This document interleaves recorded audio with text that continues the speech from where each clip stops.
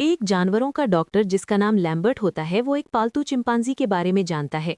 वो चिंप को इंजेक्शन लगाने के लिए वहां गया होता है लेकिन काफी परेशान नजर आता है। लैम्बर्ट इंजेक्शन निकालता है लेकिन जब वो पीछे मुड़ता है तो देखता है कि चिंप वहां से गायब होता है। लैम्बर्ट नोटिस करता है कि वो अपने सोने वाली जगह के अंदर छुपा होता है। वो उसे उसके पसंदीदा खिलौने से बाहर निकालने की कोशिश करता है लेकिन चिंप अचानक उसका हाथ पकड़ता है और उसे अंदर खींच लेता है। फिर वो लैम्बर्ट का चेहरा नोच देता है और उसे मार मार कर खत्म कर देता है। कहानी फिर 36 घंटे पीछे जाती है। लूसी अपनी बहन एरन से बात करते हुए फ्लाइट पर सवार हो रही होती है। वो कई सालों बाद घर वापस आ रही है। उसका टकराना ड्रू नाम के लड़के से होता है जो उसके साथ फ्लर्ट करने की कोशिश करता है लेकिन वो उस पर बिल्कुल ध्यान नहीं देती। एरन कहती है कि उनके वालिद एडम एक बुक साइनिंग इवेंट पर जा रहे हैं लेकिन लूसी कहती है कि वो वहां उनके साथ होगी। वो अपनी सबसे अच्छी दोस्त केट के साथ बैठती है जो कहती है कि उसे किसी बात की फिक्र करने की जरूरत नहीं है। सब कुछ बुरा गुजरने के बाद वो अपने खानदान के साथ एक अच्छी गर्मियां गुजारेगी और वो हर वक्त उसके साथ होगी। तभी हैना प्लेन में दाखिल होती है। ड्रू का दोस्त ब्रैड उसका सामान उठाने में मदद करता है ताकि फ्लर्ट कर सके। केट बताती है कि उसने हैना को गर्मियों की छुट्टियों के लिए बुलाया है लेकिन लूसी उसे बिल्कुल पसंद नहीं करती, मगर वो कुछ कहती नहीं और बस उसे बर्दाश्त करने की कोशिश करती है। वो हवाई लैंड करते हैं और निक अपनी बहन केट का इस्तकबाल करता है। हैना ने लड़कों के नंबर ले लिए होते हैं। जब उनका तारुफ करवाया जाता है तो उसकी नज़रें निक पर टिक जाती हैं। लूसी भी निक को गले लगाती है और थोड़ा घबरा जाती है क्योंकि उसका हमेशा से निक पर बड़ा क्रश होता है। वो सबको बताती है कि उसका बाप वीकेंड पर शहर से बाहर जा रहा है और केट मशवरा देती है कि वो पूरे घर में पार्टी कर सकते हैं। वो लूसी के घर पहुंचते हैं और वो देखती है कि उसके डैड अपने पब्लिशर के साथ मीटिंग में हैं। एडम बोल और सुन नहीं सकता। वो फौरन अपनी मीटिंग रोक देता है और अपनी बेटी को गले लगाता है। केट भी उनसे मिलती है और हैना का तारुफ करवाती है। वो कहती हैं कि जब तक वो बाहर हैं वो लूसी का साथ देंगी। निक वहां आता है और उन्हें बताता है कि लड़कियों की हिफाजत के लिए वो भी वीकेंड पर वहीं रुकेगा। एडम को अपनी बेटी के क्रश का पता होता है और वो कहता है कि उसे निक पर ट्राई मारनी चाहिए, लेकिन निक इशारों की जबान नहीं समझता, इसलिए लूसी कहती है कि वो बस निक का शुक्रिया अदा कर रहे थे कि वो वीकेंड पर रुक रहा है। फिर वो लूसी को बताता है कि ऊपर कोई उसका इंतजार कर रहा है। वो ये भी कहता है कि उसे जाने का बहुत अफसोस है लेकिन वादा करता है कि वो कुछ दिनों में वापस आ जाएगा। वो एरन से मिलने जाती है जो उससे बहुत नाराज होती है क्योंकि वो 2 साल तक वापस नहीं आई थी। लूसी माफी मांगती है और पुराना वक्त पूरा करने का वादा करती है। फिर वो कहती है कि वो किसी के लिए एक टेडी बियर लाई है। बेड के नीचे से एक हाथ निकलता है और टेडी को खींच लेता है। पता चलता है कि उनका एक पालतू चिंपांजी है जिसका नाम बेन होता है। बेन एक साउंड बोर्ड सॉफ्टवेयर इस्तेमाल करता है ये बताने के लिए कि वो लूसी की वापसी पर खुश है। वो बेन का तारुफ हैना से करवाती हैं जो पहले तो डर जाती है। लूसी कहती है कि बेन उससे हाथ मिलाना चाहता है। वो हिचकिचाते हुए हाथ मिलाती है लेकिन बेन बहुत पुरसुकून होता है और वो भी फौरन नॉर्मल हो जाती है। हैना आधी रात को उठती है और घर में घूमती है। वो लूसी की उसकी माँ के साथ एक तस्वीर देखती है। तभी निक वहां आता है और वो उससे लूसी की माँ के बारे में पूछती है। वो बताता है कि उनका 2 साल पहले कैंसर से इंतकाल हो गया था और तब से खानदान बिखर गया है। वो ये भी बताता है कि उसकी माँ ज़बान की माहिर थी और जानवरों से बेहतर बात करने पर रिसर्च कर रही थी। वही बेन को घर लाई थी। वो दोनों करीब आते हैं लेकिन कुछ होने से पहले निक पीछे हट जाता है। घूमते हुए हैना को एक पूल दिखता है और वो फौरन वहां जाती है। वो उसके पास बैठती है लेकिन ये नोटिस नहीं करती कि बेन भी उसके पीछे बैठा होता है। वो डर कर उछल पड़ती है लेकिन बेन की नज़रें पानी पर जमी होती हैं और उसके मुंह से राल टपकने लगती है। हैना नोटिस करती है कि उसके साथ कुछ गलत है। वो अपना हाथ आगे बढ़ाता है और हैना भी उसका हाथ पकड़ लेती है लेकिन बेन अचानक उसे ज़ोर से पकड़ लेता है और हैना मदद के लिए चिल्लाती है। तभी एडम अपनी सीटी बजाता है और बेन फौरन उसका हाथ छोड़ देता है। वो बेन को पुरसकून करता है और हैना को बताता है कि बेन अजनबी लोगों के पास अजीब हरकतें करता है। वो बेन को अपने साथ ले जाता है लेकिन हैना अभी भी डरी हुई होती है। वो बेन को रात के लिए उसके केज में ले जाता है और वहाँ अंदर एक मरा हुआ मंगूज़ देखता है। बेन इशारा करता है कि वो उसके बाड़े में घुस आया था और उसने पहले उसे काटा था। एडम चेक करता है और उसे एक गहरा जख्म मिलता है। वो बेन को सोने का कहता है और कहता है कि सुबह जख्म का इलाज करेगा।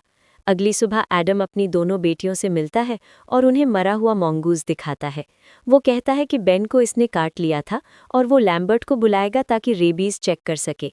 वो कहता है कि जब वो अपने सफ़र से वापस आएगा तो वो सब साथ में वक्त गुजारेंगे, जिसका वो काफ़ी अरसे से इंतज़ार कर रहे थे। निक वहाँ शर्ट के बगैर आता है और एरन और एडम दोनों लूसी की टांग खींचते हैं कि उसे निक पर चांस मारना चाहिए। पूरा ग्रुप पूरा दिन पूल पर मज़े करता है। निक कहता है कि वो लड़कियों के साथ थोड़ा और वक्त गुजारेगा। लूसी नोटिस करती है कि बेन और हाना कितने करीब हो रहे हैं। वो हाना को कहती है कि प्लेन वाले लड़कों को बुलाए ताकि उसे अनकंफर्टेबल कर सके, लेकिन हाना बुरा नहीं मानती और कहती है कि वो उन्हें बुलाएगी, मगर बदले में वो लूसी को कहती है कि वो थोड़ी हिम्मत दिखाए और खुद लड़कों से बात करे। वो पहले हिचकिचाती है, लेकिन उसके सारे दोस्त उसे उकसाते हैं। वो उन्हें एक वॉइसमेल भेजती है मिलने के लिए और अपना एड्रेस शेयर करती है, लेकिन थोड़ी देर बाद उसे एक कॉल आती है, मगर वो केट की माँ होती है। केट को नशा चढ़ा होता है और वो उल्टियाँ करने लगती है।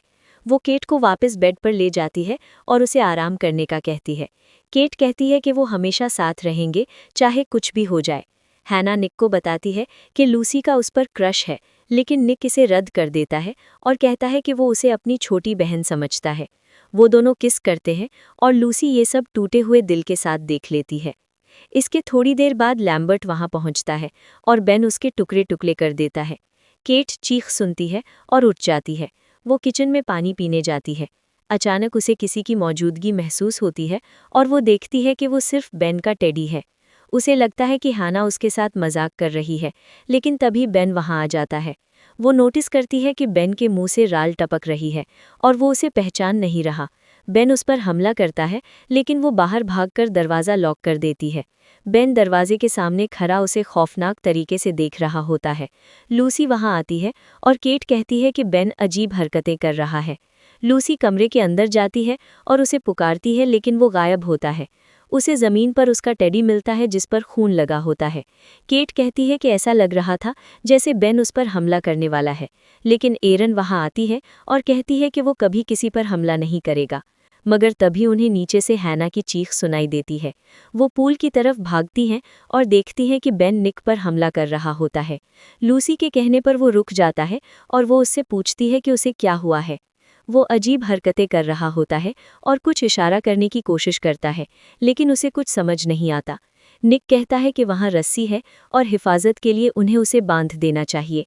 वो धीरे धीरे रस्सी की तरफ बढ़ता है, जबकि लूसी बेन का ध्यान बांट रही होती है। वो उसे पकड़ने की कोशिश करता है, लेकिन गलती से एक खिलौना चल जाता है जिससे बेन भड़क उठता है। लेकिन इससे पहले कि वो कुछ करे, निक उसे समंदर में फेंक देता है। फिर वो धीरे से रस्सी का फंदा बनाता है, जबकि लूसी उसे बहलाने की कोशिश करती है। वो आखिरकार उसे पहचान लेता है और उसे गले लगाता है। मौका देखकर वो उसके गले में रस्सी डाल देती है, लेकिन इससे वो मजीद गुस्से में आ जाता है। उन्हें लगता है कि उन्होंने उसे काबू कर लिया है, लेकिन वो निक पर झपट्टा मारता है। रस्सी उसे रोक लेती है और केट कहती है कि उन्हें फौरन लैम्बर्ट को बुलाना चाहिए, लेकिन हैना कहती है कि उन्हें बेन को गोली मार देनी चाहिए, जिस पर लूसी आग बगोला हो जाती है। वो कहती है कि वो घर का फर्द है और वो उसे नहीं मारेंगे, लेकिन हैना उसे एक गलीज जानवर कहती है, जिससे उनके दरमियान लड़ाई हो जाती है। एरन समझने की कोशिश करती है कि बेन को क्या मसला है। केट लैम्बर्ट को कॉल करती है, लेकिन उन्हें फ़ोन की बेल बेन के केज में सुनाई देती है। वो समझ जाती हैं कि लैम्बर्ट मर चुका है, लेकिन तभी बेन रस्सी तोड़ देता है और एरन की टांग पर काट लेता है। निक उससे लड़ता है और हैना बाहर भागने की कोशिश करती है, मगर बेन उसे रोक लेता है। निक सबको पूल में कूदने का कहता है, क्योंकि चिम्स तैर नहीं सकते। सब ऐसा ही करते हैं, लेकिन एरन का काफ़ी खून बह रहा होता है। निक कहता है कि उन्हें जल्द अज जल्द खून रोकना होगा और अपनी शर्ट निकालता है। वो उसे उसकी टांगों पर बांध देते हैं, जबकि बेन मुसलसल उन पर हमला करने की कोशिश कर रहा होता है। केट लूसी से पूछती है कि उसे क्या हुआ है, लेकिन उसके पास कोई जवाब नहीं होता।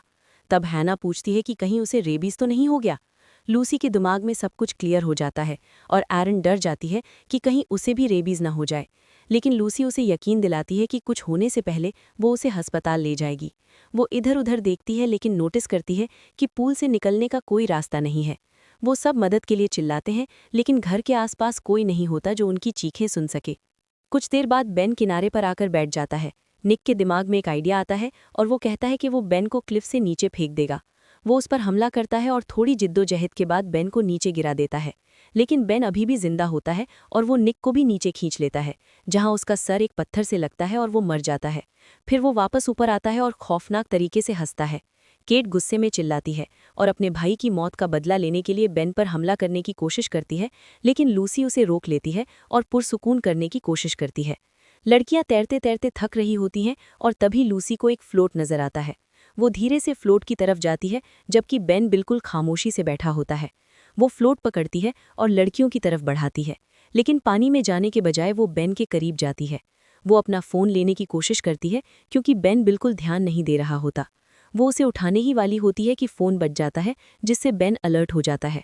वो लूसी पर हमला करने वाला होता है कि केट पानी से बाहर आकर उसका ध्यान बांट देती है। इससे पहले कि बेन उस पर हमला करे, वो पानी में कूद जाती है। लूसी भी बेन के पकड़ने से पहले फ़ोन लेकर पानी में कूदने में कामयाब हो जाती है। वो 911 को कॉल करने की कोशिश करती हैं, मगर कीपैड टूटा होता है, इसलिए वो नहीं कर पाती। फिर वो आखिरी नंबर पर कॉल करती हैं और प्लेन वाले लड़के फ़ोन उठाते हैं। वो पूरी तरह नशे में होते हैं और उनकी बात नहीं सुनते। अचानक बेन ऊपर से आता है और हैना को बालों से पकड़ लेता है।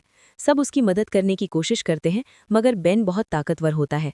वो उसके बालों का एक गुच्छा नोच लेता है और उसे फिर से पानी में फेंक देता है। लूसी का फ़ोन गलती से पानी में गिर जाता है और वो अब काम नहीं कर रहा होता। उनके पास निकलने का कोई और रास्ता नहीं होता। एडम अपनी बुक साइन कर रहा होता है जब उसे वेटरिनरी क्लिनिक से मैसेज मिलता है। डॉक्टर बताता है कि मंगूस का रेबीज टेस्ट पॉजिटिव आया है, इसलिए हो सकता है बेन को भी हो गया हो। लेकिन एडम इसे रद्द कर देता है और कहता है कि हवाई में रेबीज का रेट 0% है, इसलिए उन्हें दोबारा टेस्ट करने चाहिए। वो केट को कॉल करता है, मगर उसका फ़ोन उसके पास नहीं होता। वो नोटिस करती है कि बेन गायब है और सबको जगा देती है। लूसी कहती है कि एरन को बुखार हो रहा है और उसे मदद लानी होगी। वो उन्हें पानी में छोड़कर अकेले बाहर निकलती है। लेकिन थोड़ी देर बाद केट भी उसके साथ मिल जाती है और दोनों घर की तरफ चलती हैं। बेन फिर से चीखता है और दोनों एक क्लोजेट में छुप जाती हैं। बेन नीचे आता है और रिमोट की टुकड़े टुकड़े कर देता है। फिर वो धीरे से वार्डरोब की तरफ बढ़ता है, जबकि वो दोनों बिल्कुल खामोश रहती हैं। लेकिन उसका ध्यान फिर भटक जाता है और वो टीवी देखने लगता है, मगर अचानक वो गुस्से में आकर टीवी तोड़ देता है। केट से डर के मारे कुछ चीज़ें गिर जाती हैं, जिससे बेन अलर्ट हो जाता है। दोनों कपड़ों के पीछे छुप जाती हैं। बेन दरवाज़ा तोड़कर क्लोजेट के अंदर आता है। वो अपनी सांसें रोक लेती हैं और कुछ देर बाद बेन वहाँ से चला जाता है। उसके जाने के बाद लूसी बाहर निकलती है और अपना फ़ोन उठाती है, लेकिन अचानक उसे टैबलेट पर अपना नाम सुनाई देता है। वो डर जाती है और देखती है कि बेन एक सुतून पर बैठा होता है। वो सिर्फ इसलिए छुपा था कि वो बाहर निकल आए। फिर वो उस पर कूदता है और उसे मुक्के मारना शुरू कर देता है। लूसी उसे एक बेलचे से मारकर बेहोश कर देती है और दोनों घर से निकलकर दरवाज़ा लॉक कर देती हैं। बेन कुछ देर उसके सामने बैठता है और फिर लॉक खोलने की कोशिश करता है। लूसी खौफजदा हो जाती है क्योंकि उसमें समझबूझ बढ़ रही होती है। फिर वो टीवी के पास जाता है और देखती है कि उसने उसे कैसे तोड़ा था। उसके दिमाग में एक आइडिया आता है और वो दरवाजे की तरफ भागता है और शीशा तोड़ देता है। दोनों भागती हैं, लेकिन केट सीढ़ियों से गिर जाती है और बेन उसे पकड़ लेता है। लूसी उसकी मदद के लिए वापस जाती है, मगर बेन एक पत्थर से उसका सर फोड़ देता है और लूसी खौफ से देखती रह जाती है। वो फिर भागती है, मगर गिर जाती है। बेन उस पर झपट्टा मारता है, लेकिन हैना पूल से उठकर उसके गले में रस्सी डाल देती है। वो रस्सी खींचती है ताकि वो लूसी से दूर हो जाए। वो आखिरकार उसे छोड़ देता है और दोनों लड़कियां पूल में कूदने में कामयाब हो जाती हैं। हैना रस्सी खींचती रहती है ताकि वो बेन को अंदर खींचकर डुबा सके।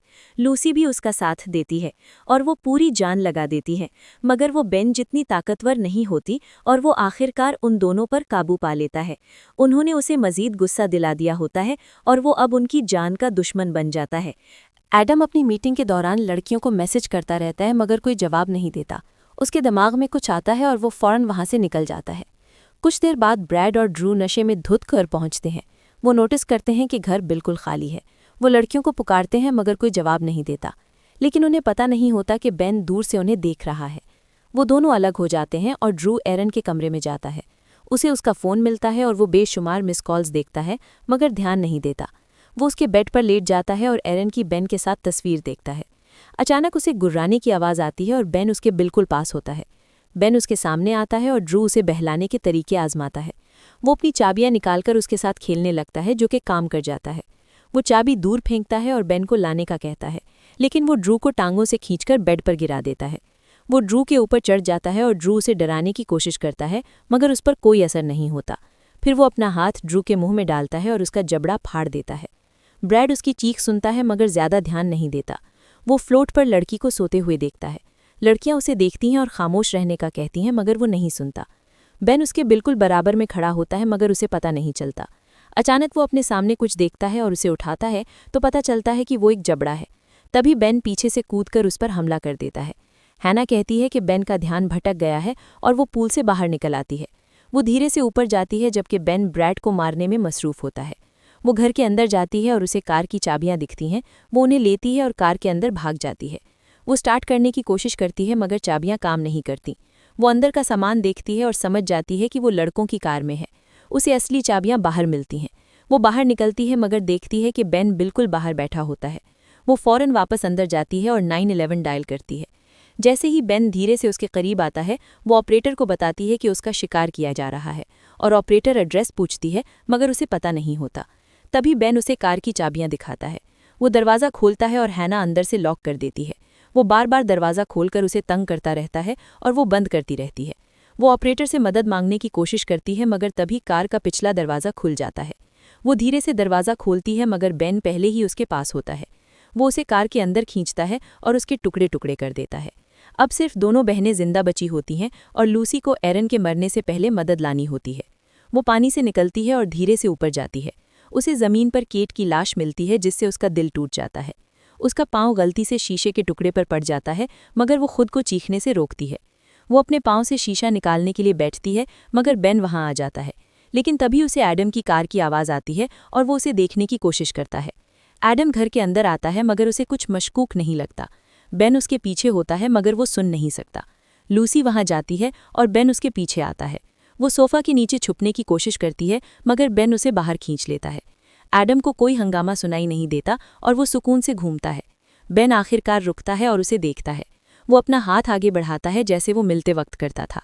लूसी भी उसका हाथ पकड़ लेती है मगर ये सिर्फ एक धोखा होता है और वो उसका बाजू तोड़ देता है।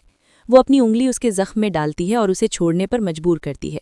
फिर वो सोफ़ा के नीचे छुप जाती है जबकि बेन उसे पकड़ने की कोशिश करता है। एरन वहाँ आती है और बेन उसका पीछा करने लगता है। वो उसे पकड़कर उस पर भी हमला करता है मगर लूसी फ़ौरन बेन पर झपट पड़ती है और एरन को छुड़ा लेती है। एडम एरन के कमरे में जाता है और वहाँ खून खराबा देखता है। बेन धीरे धीरे फिर एरन की तरफ बढ़ता है मगर लूसी उस पर एक बोतल फेंकती है। वो फ़ौरन उस पर हमला करता है और उसे नीचे गिरा देता है। वो अपनी उंगली उसके मुंह में डालता है और उसका जबड़ा फाड़ने ही वाला होता है, लेकिन तभी उसे एडम की सीटी सुनाई देती है और वो रुक जाता है। लड़कियां आज़ाद हो जाती हैं मगर वो एडम पर झपट मारता है और उसकी टांग पर काट लेता है। एडम उसे मारना शुरू करता है मगर वो काफ़ी ताकतवर होता है और उसे नीचे गिरा देता है। लूसी बेलचे के साथ वहाँ आती है और उसे मारती रहती है मगर बेलचा जल्द ही टूट जाता है और बेन उसे एक थप्पड़ मारकर बेहोश कर देता है। एडम उस पर कूदता है मगर वो बहुत ताकतवर होता है और उसका सर फोड़ देता है जिससे वो बेहोश हो जाता है। वो एक लम्हे के लिए रुकता है और तभी एडम की नज़र वाइन की एक बोतल पर पड़ती है। वो उसे बेन के सर पर मारता है और शीशा उसके दिल में उतार देता है। खून बहने की वजह से बेन धीरे धीरे मर जाता है। एडम आखिरकार अपनी बेटियों को गले लगाता है और रोने लगता है मगर बेन अभी भी जिंदा होता है और उन पर झपट्टा मारता है। लूसी उन दोनों को धक्का देकर पीछे करती है और बेन और वो पहली मंजिल से नीचे गिर जाते हैं। खुशकिस्मती से एडम उसका हाथ पकड़ लेता है जबकि बेन नीचे गिरकर मर जाता है। एडम और एरन उसे ऊपर खींचते हैं और वो आखिरकार महफूज होते हैं। पुलिस जल्द ही वहां पहुंच जाती है और एरन को इमरजेंसी केयर में ले जाती है। एडम वहां ना होने पर माफ़ी मांगता है मगर एरन कहती है कि वो अब वहां है और यही काफ़ी है। अचानक लूसी को सॉफ्टवेयर पर अपना नाम सुनाई देता है मगर ये वही होता है जो पुलिस ने बरामद किया होता है। आप 2025 की फिल्म प्राइमेट का रीकैप देख रहे थे। अगर आपको पसंद आया हो तो लाइक का बटन दबाएं।